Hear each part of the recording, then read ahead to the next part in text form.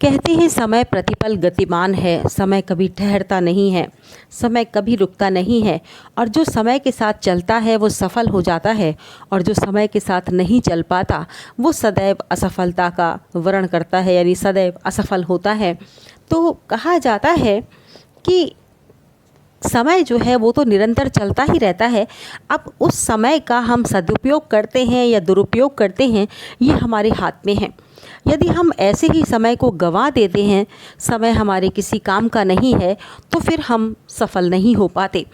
और यदि हम समय के प्रत्येक क्षण का उपयोग करते हैं तो हम जीवन में सफलता अर्जित करते हैं।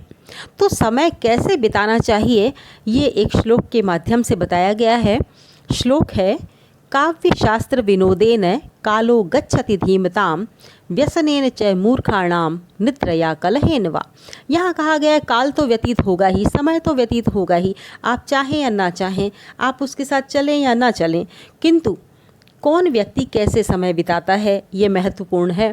तो कहते हैं काव्य शास्त्र विनोदेन, कविताएं लिखने में, कविताएं सुनने में, शास्त्रों का मनन करने में, शास्त्रों का अध्ययन करने में, साहित्य को सुनने में, साहित्य को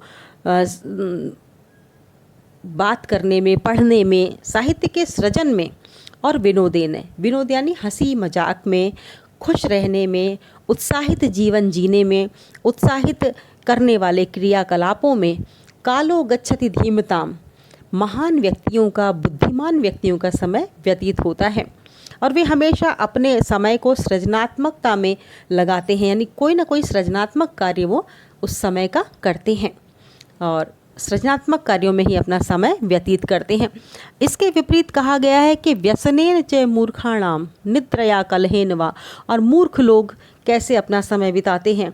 मूर्ख लोग समय बिताते हैं व्यसन में, यानी जो बुरी बुरी बेकार की जो आदतें पड़ गई हैं उन आदतों को ही हमेशा अपनाए रहते हैं और उन्हीं आदतों में वो अपना समय बिताते हैं। जैसे कि ताश पत्ती खेलना, पूरे समय ही खेलते रहते हैं, कोई मतलब ही नहीं है।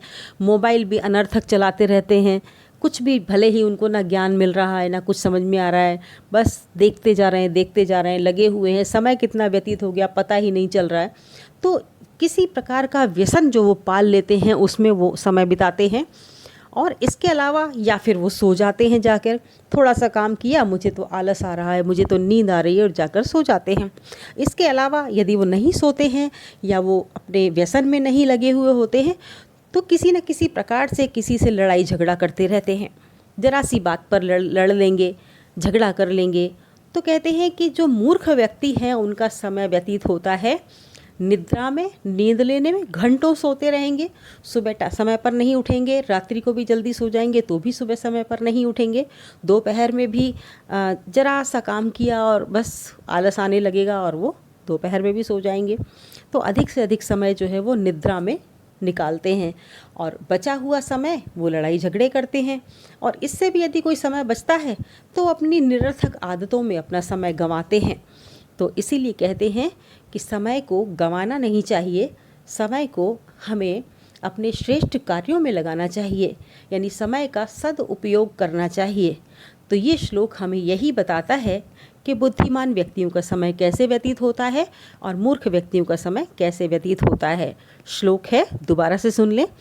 काव्य शास्त्र विनोदेन कालो गच्छति धीमताम व्यसनेन च मूर्खाणाम निद्रया कलहेन वा। इति शुभम।